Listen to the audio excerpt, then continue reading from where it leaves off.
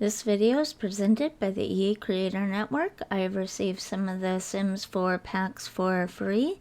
Thank you to the EA Creator Network. Hello everyone, JSimLady here. Welcome back to another Sims 4 build. I almost said Sims 3. I don't know where that came from, but it's Sims 4. It's a speed build, and the two packs, I obviously use base game, but the two other packs that I use in this build are Cats and Dogs and Parenthood. Now, they are two of my top 5 packs. Originally, this build was also supposed to include some backyard stuff in it, in the backyard, obviously, but I forgot. I'm having a really bad week. I made it all the way to Wednesday night. Everything was going great, and then it all just fell apart. So I ended up not including any backyard stuff in the backyard, and so it's a very limited pack build. These two packs are not my favorite build buy packs, although they do have lots of things in them that I love to build houses and decorate houses with, absolutely. These two packs are two of my favorite gameplay packs, and I'd like to do a video in the next couple of weeks at some point about my favorite packs that I would recommend for purely building or purely CAS or purely gameplay stuff, or if you want an overall mix with a certain style or whatever. Anyways, I'd like to do at least one video about that kind of stuff, but I was just testing out a limited pack speed build, and I thought, why not use a few of my favorite packs now rather than just simply waiting for that video. And that video is not even going to be a speed build anyways, so I'd love to do some of these pack combinations as speed builds or whatever as well. I think that'd be a nice added touch. And yeah, that's kind of how this whole vague thing came about. Wanted to do limited packs, wanted to share some of my recommendations and the things that I like and my favorite stuff. Again, this one was supposed to include backyard stuff, but I forgot to include the backyard stuff. So it is base game, Cats and Dogs, and Parenthood only. And honestly, those 3 things, they actually work really well together. It's a cozy family home. It's kind of traditional-ish, sort of.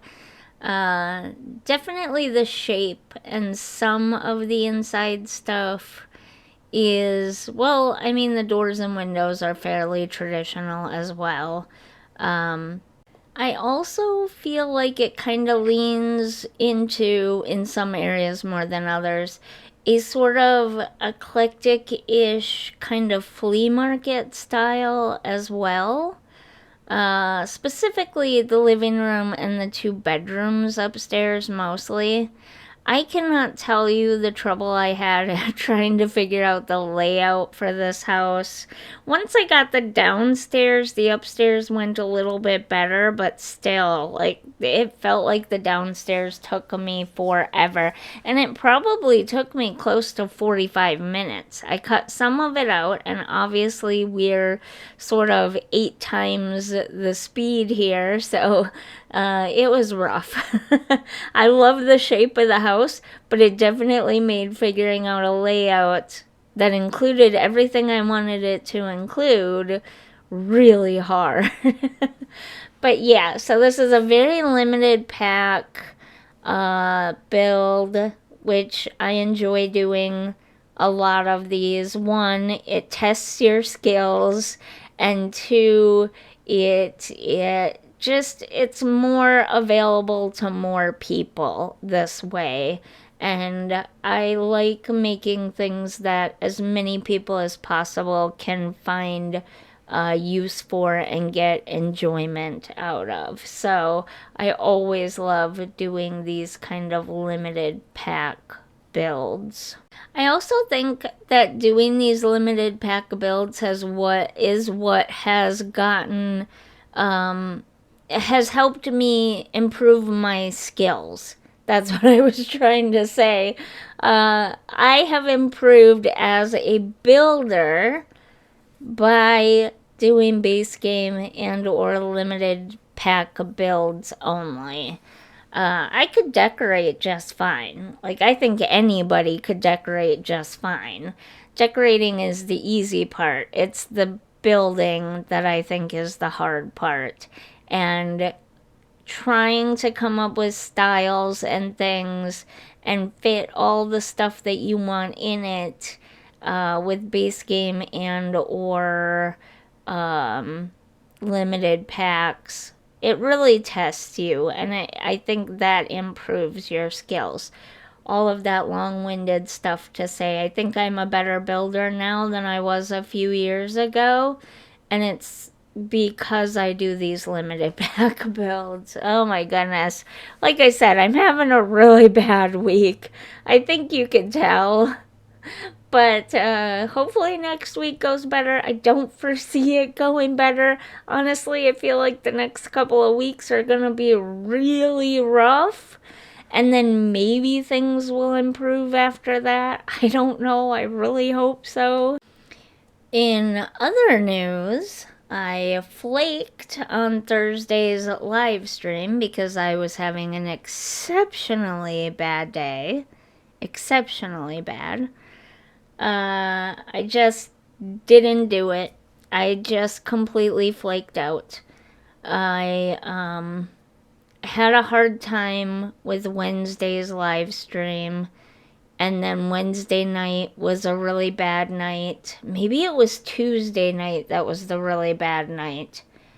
And then Wednesday was really hard. I don't remember now. I don't remember which night was the really bad night. I just know that I struggled greatly with Wednesday's stream. And then I just really didn't even want to stream on Thursday because it was a bad day and the previous stream was a struggle and everything else. This year is not starting out very super grand. Let me put it that way.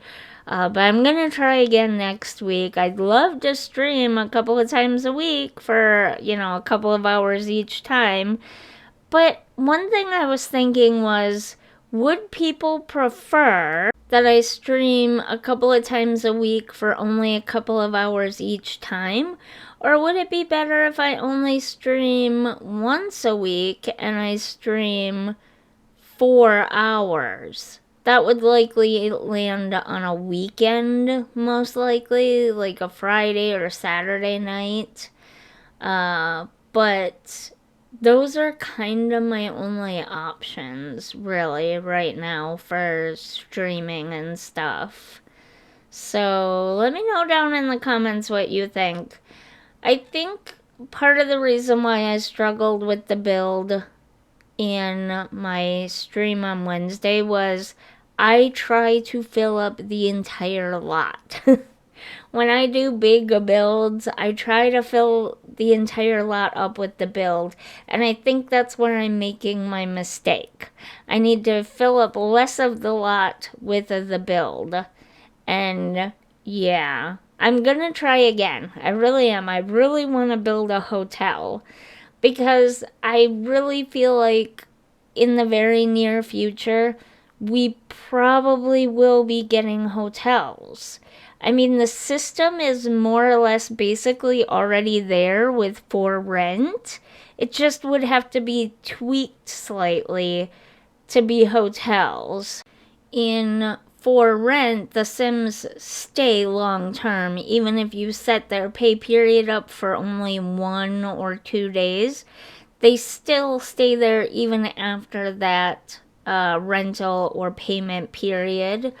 The only thing that would really need to be changed with hotels is that they automatically leave at the end of that pay period, that rental period, and then a new family comes in instead, So I really feel like hotels are on the horizon. If not this year, then most definitely in the next couple of years sometime.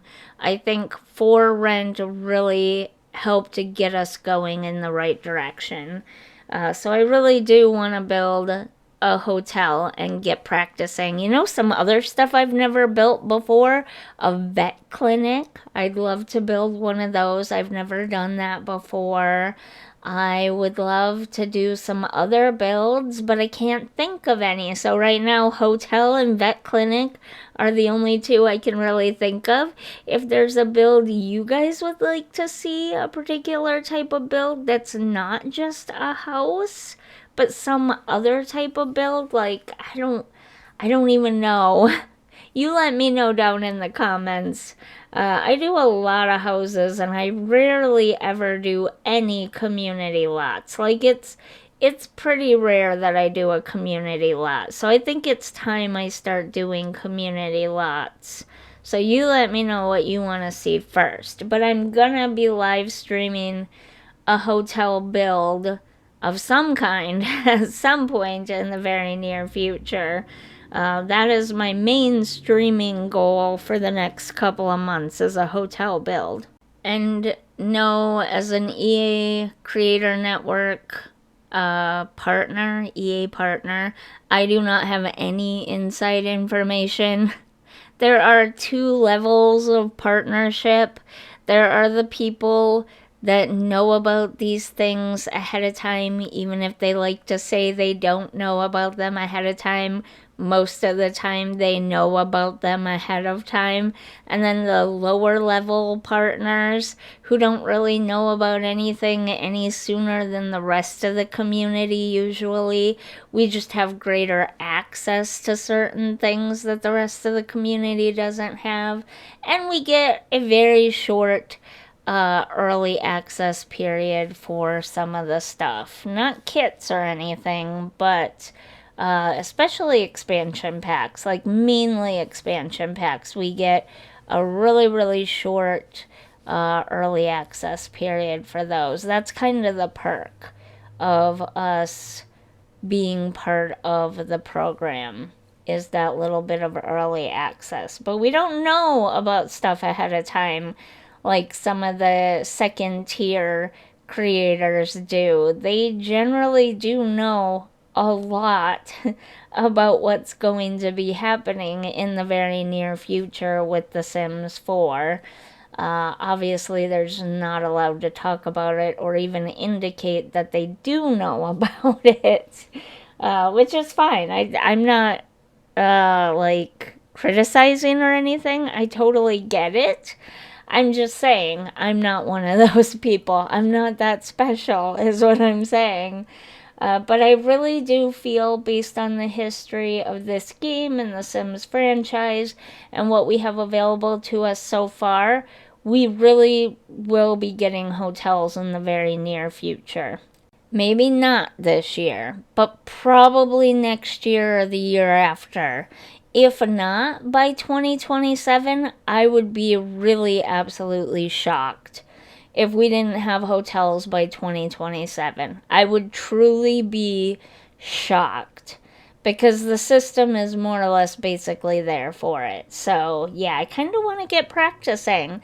I never bothered practicing building apartments or multifamily lots all that much, and I sort of had to learn by kind of jumping out of the frying pan and into the fire when For Rent came out. So rather not do that when hotels does come out, because I know we're getting them at some point. So I'd rather practice ahead of time and be good at it before that time comes. You know what I'm saying? And honestly, with For Rent, you can use hotels now in a sort of roundabout, vague kind of way. And you can also just use them as community lots, as a bar or a restaurant, that just has rooms upstairs. It's not like they're gonna be completely empty and unused, even if they're not being used as a hotel. You know what I'm saying? So it's still useful and nice to have in the game even now. But yeah, also I want to talk more. I'm going to do a video Monday or Wednesday, probably Monday, because I want to get it out sooner rather than later, about what I think is coming in the very near future, or what I hope is coming in the very near future for The Sims 4, and hotels is on that list, but you'll have to wait till Monday to see that video. I'm gonna try to film it this afternoon after finishing and uploading this and stuff. I'm gonna try to film it. I'm not gonna script it though, so you'll have to bear with me. I'm just gonna lay all my thoughts and feelings out there raw, and we'll see what we do with it. So this is what I was saying earlier with this upstairs bedrooms leaning very heavily into the thrifted sort of free market? No, flea market style. I'm, just so you know, having very severe dry mouth today. It's so bad, I can barely even open my mouth to talk right now. I have to like really force enunciation to happen.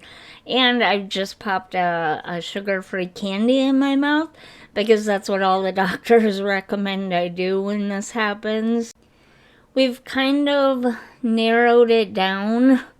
I have a rare nerve condition, and it affects my face. It affects my whole body from the top of my head to the bottom of my feet. And the nerves in my face that are supposed to tell my salivary glands to, salivate, don't work. And they're getting worse as time goes on.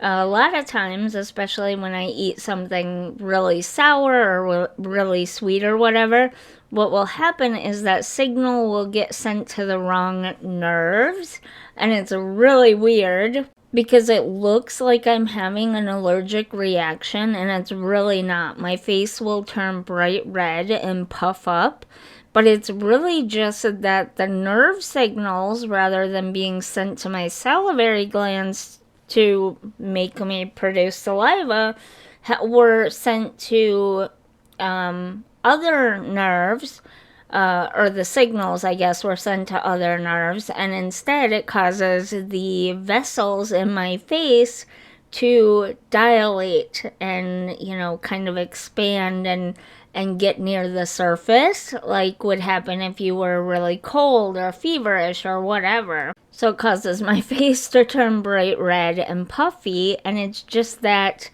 I've got a tremendous amount of blood flow going to my face. Well, when I'm not sucking on a sour or really sweet candy to kind of kick those nerves into gear, they just kind of stop working altogether. They're just like, meh, we don't feel like it. We're going to take a break for the next week. And so my face doesn't turn red, but I also do not produce saliva. So I have to suck on really sour, sweet candies to sort of shock those nerves back into doing something. Unfortunately, I've noticed that the opposite can also happen if I eat too much sour, sweet candy too frequently. The nerves kind of just stop working then too, and that seems to, over time, make the dry mouth issue worse. I don't know if it's just a coincidence that I'm noticing that, or if that's an actual thing, but I really feel like it's an actual thing, because it happens a lot. So anyways, we are finally just about done. I am going back in to add some pet stuff around the house. I almost always do dogs and dog stuff, so I decided this time to add cat stuff. and make it a house for cats? Because I love both. I know a lot of people say you're either a dog person or you're a cat person, but really and truly, I'm not either. I love both. I've had both. I would love to have both again in the future, possibly. I don't know though. Um, Pet ownership is a lot of work, to be honest. I mean, they're very much a part of the family. I think they own me more than I own them, but it's still a tremendous amount of work sometimes.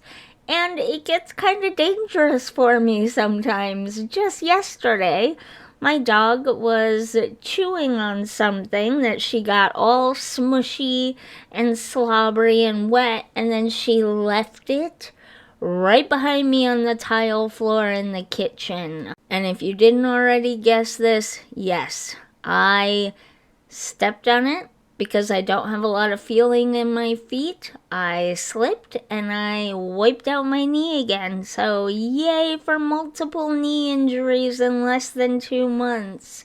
I'm doing great. Uh, so having pets is kind of dangerous to my health.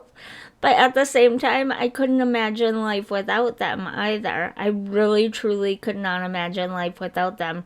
I love them so much. Even if they drive me absolutely up the wall, I have to have them. And make no mistake about it, dogs are not the only dangerous thing. Cats tend to climb, crawl, rub all over my legs while I'm walking. Because, there's nothing more safe in the world than someone who does not have full, complete use of their feet having a cat trying to rub on their feet and walk between their legs while they're taking steps. Cats are just dumb like that, and they never learn. My dogs eventually learn not to get right under my feet when I'm walking because they either get stepped on or fallen on too many times, and they're like, we're staying away from this lady if she's up on her feet. Cats, they don't ever learn. They don't seem to care. But I love them all the same too. I complain a lot, but it's really not that bad. The amount of injuries I've gotten from my pets is minimal to the amount of injuries I've gotten just from my own stupidity and not watching what I was doing. So I complain, but it's really not entirely their fault. Most of it is my own stupidity. But yeah, I always go for dogs for some reason. Not because I'm a dog person. I guess part of it is I just hate the cat stuff in this game. It's ugly and it doesn't fit anywhere. It takes up such a massive amount of room. So I just kind of hate it. So I always lean more towards dogs, I guess. But I wanted cats in this one for a change, so that's what I did. And then we just finish it off with a little bit of landscaping around the place, and we are pretty much done. We can get into the walkthrough as soon as I finish the sidewalk, which I basically just did. There you go. And now we're going to get into the walkthrough. You can see the little front yard here. Some window boxes, some planters on the porch just to make it a little cuter out there. Then we go into the entryway. Limited pack means limited entryway furniture, to be honest. But we also have the dining room right there, so that's kind of nice and takes up a little of that space as well. Makes it feel a little more lived in and full. I sort of leaned a little bit into that seaside sort of decorating style here and there. But I mixed a little bits of modern-ish elements in as well. You can see I included some kid stuff downstairs because let's face it, most of the time they'll be downstairs. We have the very sort of traditional kitchen here. Nothing fancy, just your basic everyday kitchen. And then we have a basic downstairs guest bathroom leaning into that seaside look a little bit with the painting. We have the backyard, which has plenty of space for that slip and slide, or a swing set, or monkey bars, or treehouse, or whatever you want to add from other packs into it. Got a little place for the family to eat out on the back patio, grill out if they want. Just a little space, nothing major. My Sims don't spend a lot of time eating on the patios or outside or whatever unless they're at a park, so I don't go overboard with that stuff, but I don't know, maybe I should. Maybe other people enjoy that kind of thing more. Here is the sort of upstairs hallway landing. I added a computer desk and some books. Here's the infant, newborn, toddler, children's bedroom. I decided to go bright and yellow and then more neutral and toned down for the parents' bedroom here. A little bit of a cluttered mess in there, but otherwise cute. And then we have the bathroom. And there you have it. I hope you enjoyed this build. If you did, like and subscribe. Let me know what pack combinations you'd like to see me build with in the future. I'd like to get into building non-house lots, so let me know what you'd like to see in that area as well. Community type lots, that kind of thing. Yeah. On that note, I will let you go, and I will see you in the next one. Bye.